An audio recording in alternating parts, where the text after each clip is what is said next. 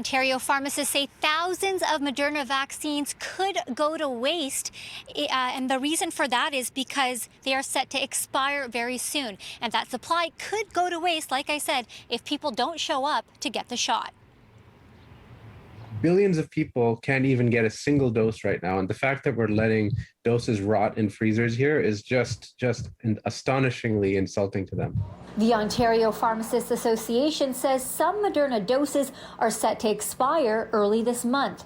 Generally, supply that arrives in bulk must be used up within 30 days. No healthcare provider wants to be put in this precarious position of having to contemplate disposal of vaccines. The CEO of OPA, Justin Bates, says a slowdown in the province's vaccine rollout and the public's preference for the Pfizer shot have made it difficult for pharmacists to use up Moderna doses.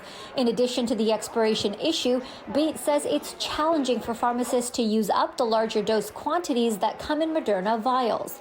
Vials include enough vaccine for 14 shots. Once a vial is punctured, all the vaccine must be used within 12 hours.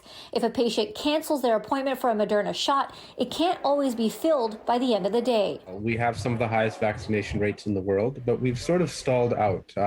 We have about 20% of the population that still hasn't had a single shot of the vaccine, and that is concerning. Toronto emergency doctor Kashif Pirzadeh says people are concerned to mix vaccines for a number of reasons, but they shouldn't be. The immune system likes variety, so if you have a Pfizer one shot and Moderna the other shot, that actually gives you great protection.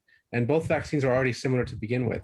Bates agrees and says the World Health Organization, as well as other countries, need to come up with a universal standard. Some people are hesitant because we've seen cruise lines and some destinations like Trinidad, Turks and Caicos, refuse people that have mixed as not being fully vaccinated. So if we want to drive confidence in mixing, we need to have that standard applied because we know the science is sound. We know it's safe and effective. The Prime Minister has had 2 different vaccines and he's traveling fine. So, and the WHO will come around to it.